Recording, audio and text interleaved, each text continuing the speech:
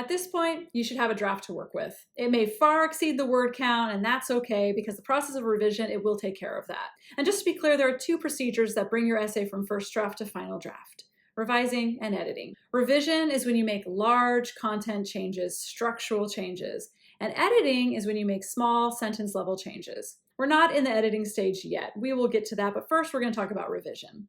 So as you revise, you're going to scan your entire essay and ask of every paragraph, does this support my main point? If it doesn't, it goes. And that's exactly how you reduce your essay's word count so that in the end, only the information remaining supports your main point. Have you ever heard the quote, "I would have written you a shorter letter, but I didn't have the time"?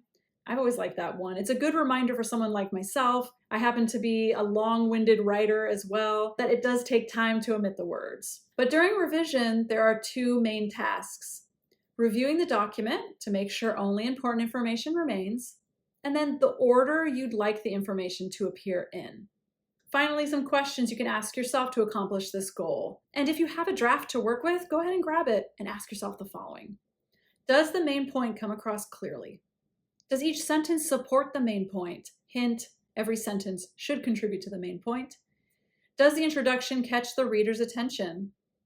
Are the points clearly linked together paragraph to paragraph? And do you have clear transitions that flow? Is the conclusion worth remembering? Ideally, does it tie back to the hook?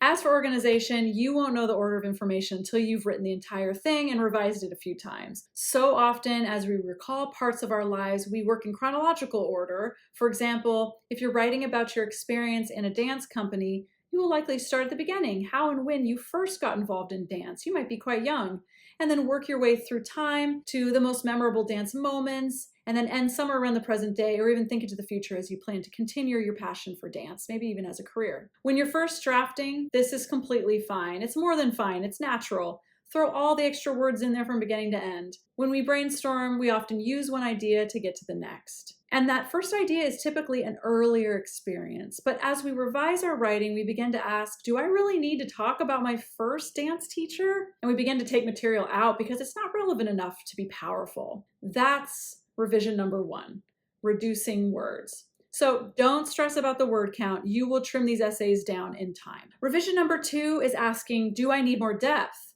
Have I self-reflected enough?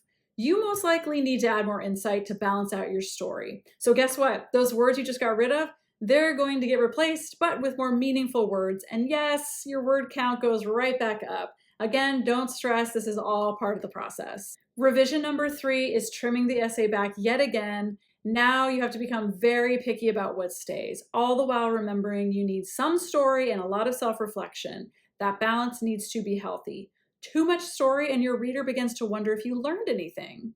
And revision number four, switching up the order of paragraphs. This can be done anytime within the revision process. Often your introduction is in the middle of the first draft. So let's keep with our dance company example.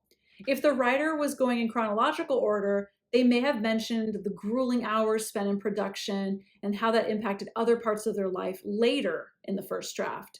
Maybe they faced a poor grade or lost a friendship they couldn't maintain. That moment they lost the friend, which could be more recent, that might actually be the opening lines to illustrate how intensive dance can be. Later on in the essay, they might get back to reflecting on how they created better life balance and bring up how they've since mended that friendship.